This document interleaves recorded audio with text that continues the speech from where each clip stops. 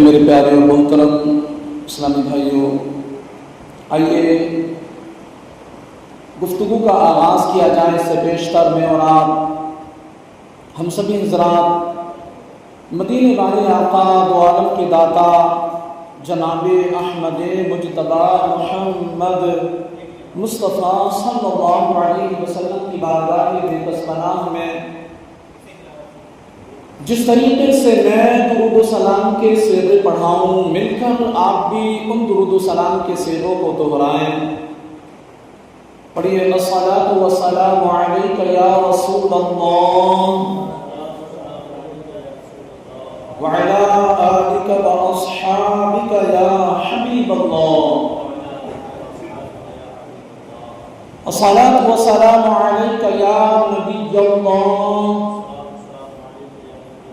وعلى آلك وأصحابك يا نور الله۔ نويت سنة الاعتكاف۔ اے میرے پیارے محترم اسلامی بھائیوں، جب بھی مسجد میں داخل ہوا کریں، اعتکاف کی نیت یاد کر کے فرما لیا کریں کہ اس کے بڑے بینیفٹ ہیں، بڑے فائدے ہیں۔ ایک بڑا فائدہ یہ ہے کہ بندہ جب مسجد میں اعتکاف کی نیت کر کے داخل ہو جاتا ہے تو اللہ پاک اعتکاف کی نیت کی برکت سے اس کے نامہ اعمال میں ہر سانس کے بدلے 10 نیکیاں درج فرماتا ہے۔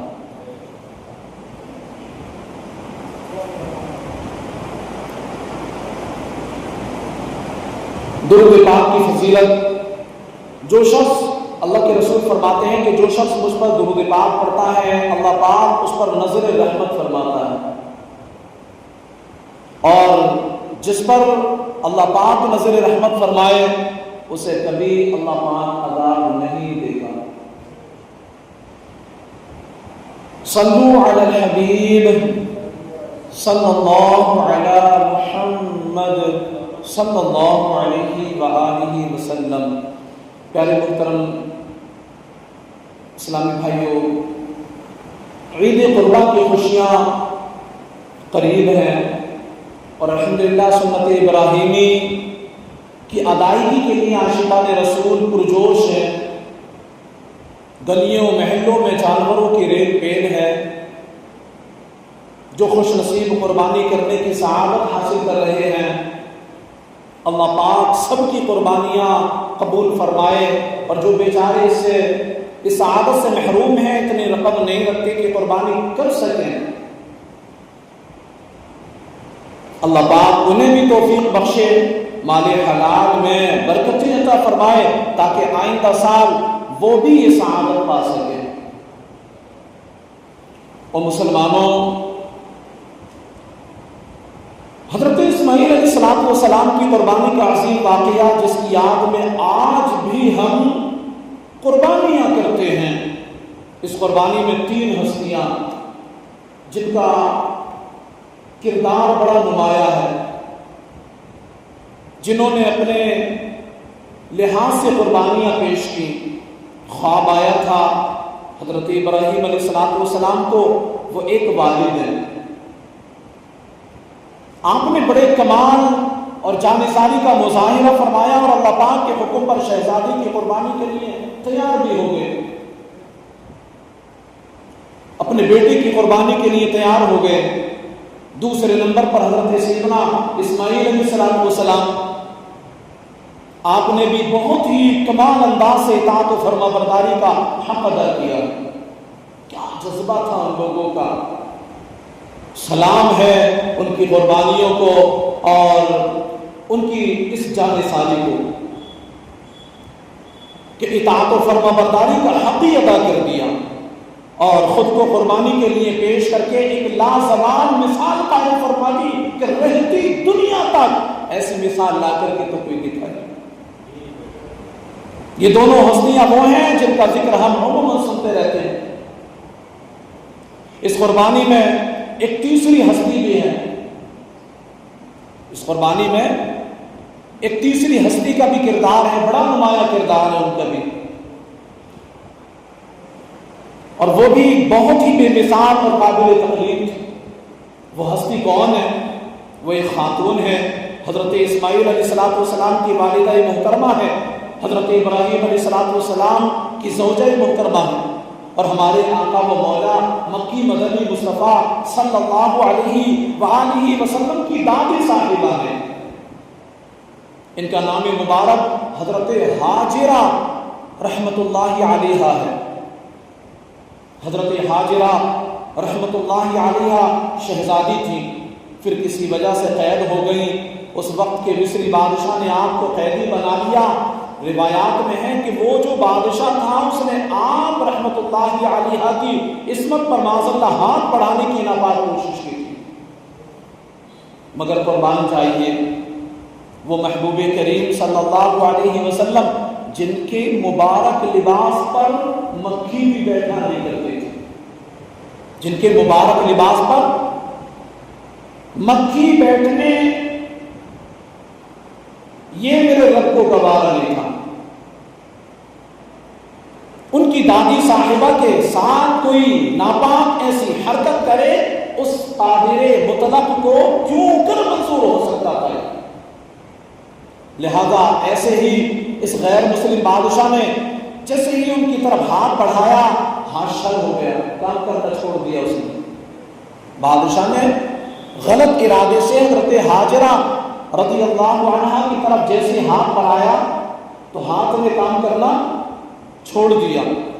وہ اپنے غلط ارادے سے باز آیا، ہاتھ ٹھیک ہو گیا، دوبارہ اس نے ہاتھ بڑھایا، ہاتھ پھر شل ہو گیا، اس نے کام کرنا چھوڑ دیا۔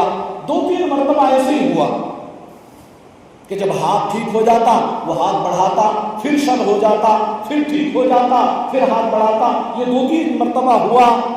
آخر وہ سمجھ گیا، بادشاہ بھی سمجھ گیا، اس کو بھی عقل آ گئی کہ سیدہ ہاجرہ رحمت اللہ علیہا کوئی عام ہستی تو نہیں ہے، یہ کوئی عام ہستی تو نہیں ہے، یہ اللہ پاک کے ہاں بڑا مقام رکھتی ہیں، اسی لیے میں جو ارادہ کرتا ہوں اس میں ناکام ہو جاتا ہوں۔ اللہ اکبر۔ اور مسلمانوں، سیدہ ہاجرہ رحمت اللہ علیہا ایسے اونچے مقام والی ہستی ہیں کہ وہ مقام جہاں ان کے قدم لگے تھے اللہ پاک نے قرآن میں اس مقام کا بھی ذکر فرمایا۔ جہاں سیدہ ہاجرہ رحمت اللہ علیہا کے قدم مبارک لگے اللہ پاک نے اس مقام کا بھی ذکر قرآن پاک میں ذکر فرما دیا۔ جس مقام پر ان کے قدم مبارک لگے قرآن نے اس مقام کی تعظیم کرنے کو دل کا تقویٰ قرار دیا کہ یہ دلوں کا تقویٰ ہے۔ اللہ اکبر۔ آپ اندازہ لگائیے، قرآن کریم سب سے آخری آسمانی کتاب، سب سے افضل کتاب، اس میں تمام جہانوں کے لیے ہدایت رکھی گئی ہے۔ یہ مقدس کتاب سب سے افضل نبی صلی اللہ علیہ وسلم پر اتری ہے، سب سے افضل نبی صلی اللہ علیہ وسلم پر اتری، سب سے افضل امت کے لیے اتاری گئی۔ اس مبارک و مقدس کتاب میں جس ہستی کے قدموں کے نشان والی جگہ کا بھی تذکرہ موجود ہے اور اس مقام کی تعظیم کا بھی حکم دیا جائے اور اس تعظیم کو دل کا تقویٰ قرار دیا جائے، اس ہستی کا خود مقام کتنا اونچا ہوگا آپ اندازہ لگائیں، کتنا اونچا مقام ہوگا اس کا۔ اللہ اکبر۔ تو پیارے مسلمانوں، یہ ہمارے آقا مدینے والے مصطفیٰ صلی اللہ تعالی علیہ وآلہ وسلم کی دادی صاحبہ ہیں جنہیں اللہ پاک نے اتنا اونچا مقام عطا فرمایا۔ اسی لیے تو کسی نے کہا، کسی عاشق رسول نے کہا، آپ کی نسبت اے نانائے حسین ہے بڑی دولت، اے نانائے حسین۔ سیدہ ہاجرہ رحمت اللہ تعالی علیہا کے قدموں کے نشان والی جگہ، اس کے نشانات، ان کا تذکرہ کیا گیا قرآن پاک میں، کہاں کیا گیا؟ سوال بنتا ہے۔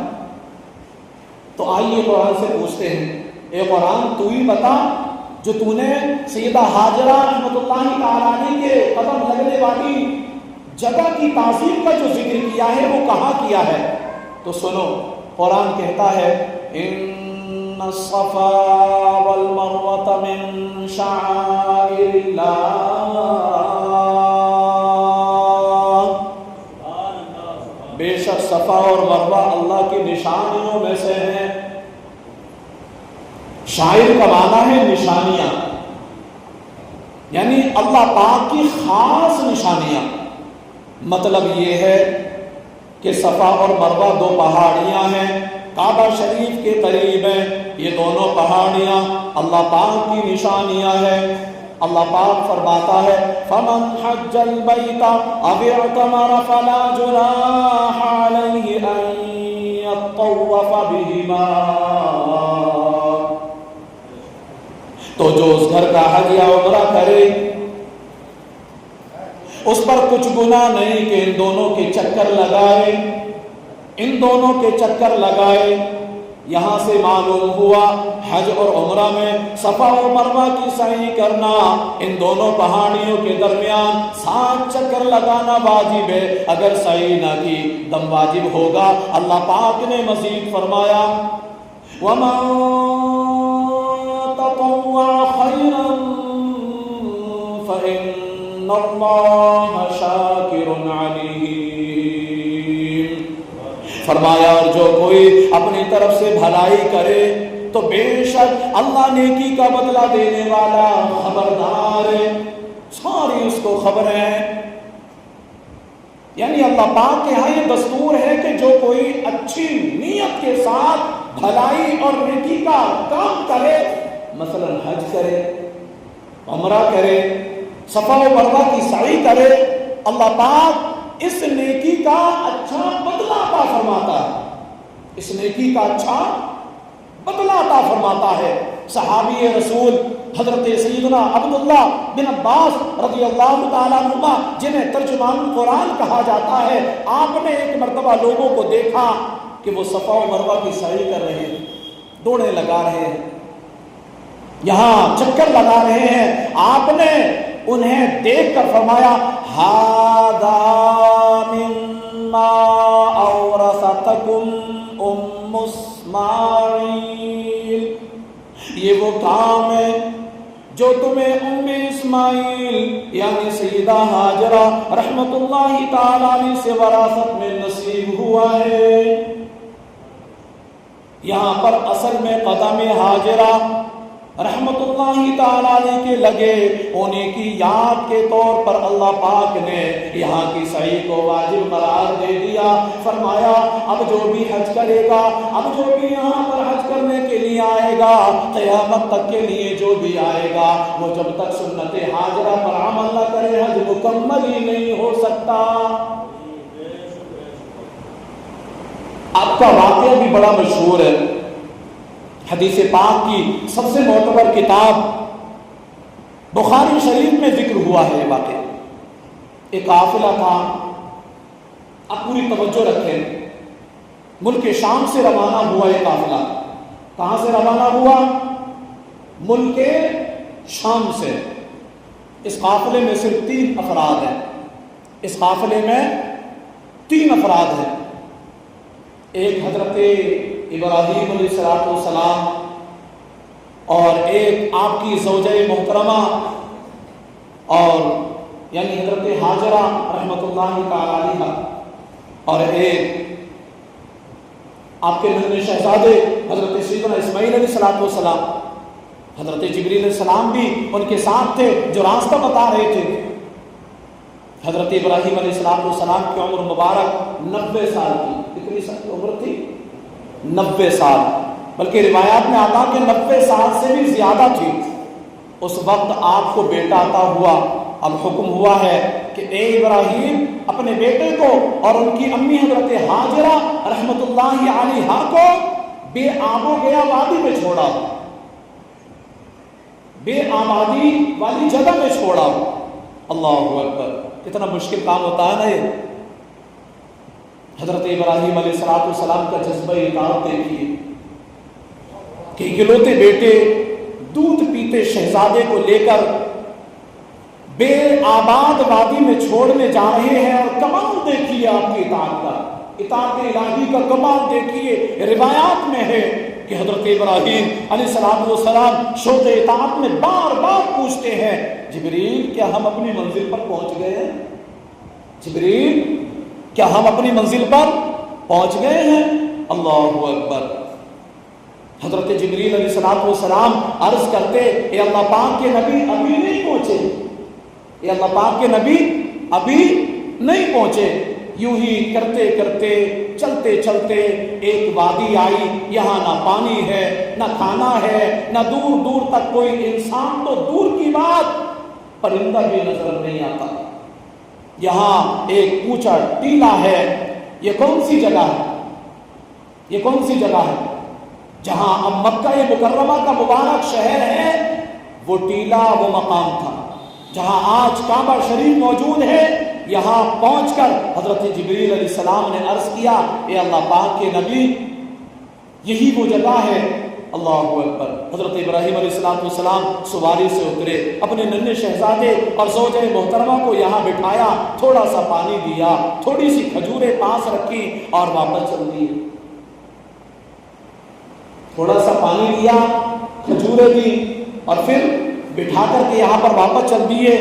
ذرا تصور میں آپ اپنی آنکھوں کے سامنے منظر لے کر کے آئیے، وہ ایک خاتون ہے، ایک ماں بھی ہے، ننھا اکلوتا دودھ پیتا بیٹا بھی ساتھ ہے، آس پاس بالکل بے آباد وادی ہے علاقہ، کوئی دور دور تک نام و نشان نہیں انسان کا، انسان تو انسان، وہاں پر پرندے بھی پر نہیں مارتے۔ اللہ اکبر۔ نہ یہاں کھانا ہے نہ پانی ہے نہ انسان ہے نہ کوئی پرندہ، دور دور تک بس پہاڑی ہی پہاڑی ہے، دور دور تک بس سناٹا ہی سناٹا ہے۔ ایسی جگہ پر حضرت ابراہیم علیہ السلام رب کے حکم پر عمل کرتے ہوئے اپنے چھوٹے شیر خان بچے اور اپنی بیوی جو بہت نیک ہے فرما بردار کو چھوڑ کر کے جا رہے ہیں۔ اس کیفیت میں حضرت ابراہیم علیہ السلام سیدہ ہاجرہ رحمت اللہ علیہا کو تنہا چھوڑ کر واپس چل دیے۔ حضرت ہاجرہ رحمت اللہ تعالی علیہ پیچھے پیچھے آئے، عرض کیا اے اللہ پاک کے نبی ہمیں کس کے سہارے چھوڑ رہے ہیں؟ پوچھا کہ کس کے سہارے چھوڑ رہے ہیں؟ حضرت ابراہیم علیہ السلام خاموش رہے، پھر پوچھا اے اللہ پاک کے نبی ہمیں کس کے سہارے چھوڑ رہے ہیں؟ آپ پھر خاموش رہے۔ حضرت ہاجرہ رحمت اللہ تعالی علیہا نے تیسری مرتبہ پوچھا، اب سوال ذرا تبدیل کر دیا، سوال میں چینجنگ کی، سوال میں بدلاؤ کیا، کہنے لگی اللہ امرک بہذا، یعنی اے اللہ پاک کے نبی کہ اللہ پاک نے آپ کو اس کا حکم فرمایا ہے، کہ آپ کو اللہ پاک نے یہی کرنے کا حکم فرمایا ہے، تو سنو اللہ کا پیغمبر فرماتا ہے ہاں ہاں اللہ پاک نے مجھے یہی کرنے کا حکم فرمایا ہے۔ اب توجہ کریں آپ، اب یقین دیکھیے، ایمان کی پختگی دیکھیے۔ بے آباد وادی، نہ پانی ہے نہ کھانا ہے نہ کوئی انسان ہے نہ کوئی پرندہ ہی یہاں پر مارتا ہے، اور ساتھ میں ننھے شہزادے بھی ہیں۔ اس کے باوجود حضرت ہاجرہ رحمت اللہ علیہا نے بڑے یقین اور اطمینان کے ساتھ کہا، کیا کہا؟ اِذًا لَا يُضَيِّعُونَ اللَّهَ،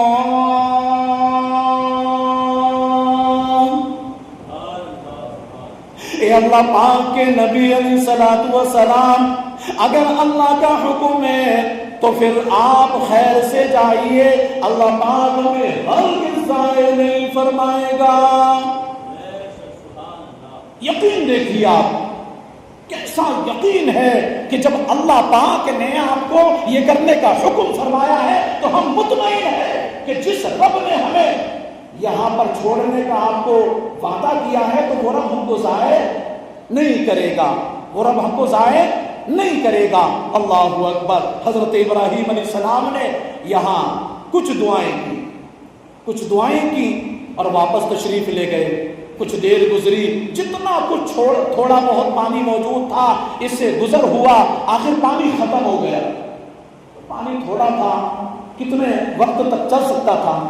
آخر وہ پانی ختم ہو ہی جانا تھا، ہو گیا ختم۔ ننھے شہزادے کو بھوک لگی، پیاس کا احساس ہوا۔ حضرت ہاجرہ رحمت اللہ علیہا ایک حوصلہ مند ماں بھی تھی، شہزادے کو وہی لٹایا، خود پانی کی تلاش میں چلی۔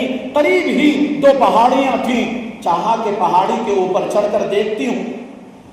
آپ نے چاہا چڑھو پہاڑی پر، اور چڑھنے کے بعد دیکھو کہیں تو پانی نظر آ ہی جائے گا۔ اسی کشمکش میں آپ پہاڑی پر چڑھتی ہیں اور پھر پانی کو دور دور تک دیکھتی ہیں، نظر نہیں آتا لیکن پانی۔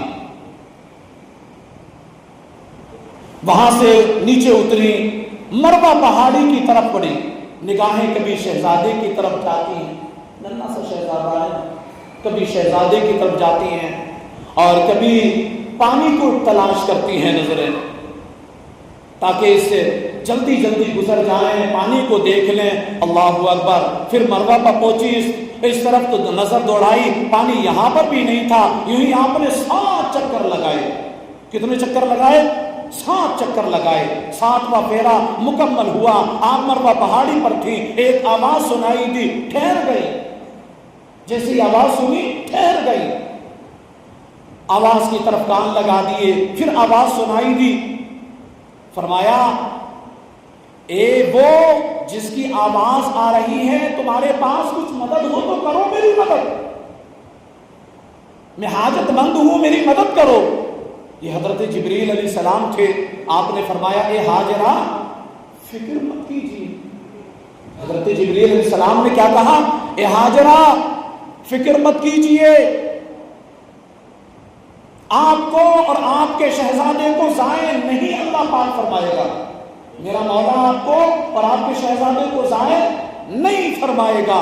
اللہ اکبر۔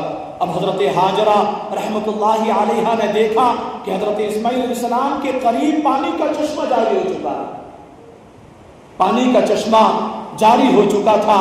آپ جلدی سے شہزادے کے پاس پہنچی، پانی کو روکنا چاہا اور کہا زم زم، اے پانی رک جا، رک جا۔ زم کے معنی آتے ہیں رک، ٹھہر، زم زم، ٹھہر ٹھہر، رک جا رک جا۔ یہ حضرت ہاجرہ نے کہا۔ اور مسلمانوں، پیارے آقا مدینے والے مصطفیٰ صلی اللہ علیہ وسلم فرماتے ہیں اس دن اگر سیدہ ہاجرہ رحمت اللہ تعالی علیہا پانی کو چھوڑ دیتی تو وہ زمین کی سطح پر بہتا ہوا چشمہ بن جاتا، پوری دنیا کو سیراب کرتا۔ لیکن سیدہ ہاجرہ نے جو فرمایا زم زم، ٹھہر جا ٹھہر جا، تو وہ وہیں پر رک گئے۔ اور آج حاجی لوگ وہی جا کر کے اس سے مستفیض ہوتے ہیں۔ اور اس کے تعلق سے یوں بھی فرمایا گیا کہ جو بندہ زمزم پانی کو جس نیت سے پیتا ہے، میرا مولا اس نیت کے مطابق اس کو اس کا فائدہ بھی پہنچاتا ہے۔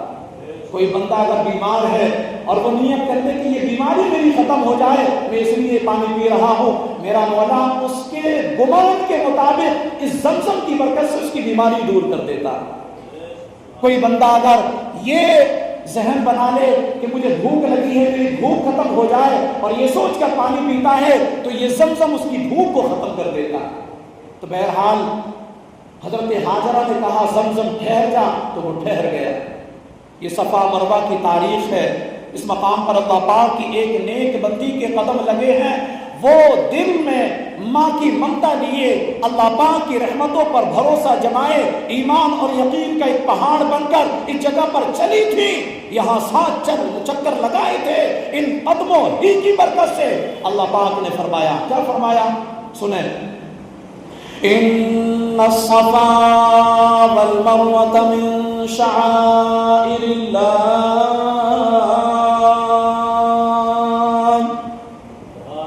فرمایا بے شک صفا اور مروہ اللہ کی نشانیوں میں سے ہے۔ معلوم ہوا جس مقام پر اللہ پاک کے نیک بندوں کے قدم لگ جائیں، وہ جگہ مقام، وہ جگہ اور وہ مقام اللہ پاک کی خاص الخاص نشانی بن جاتے ہیں۔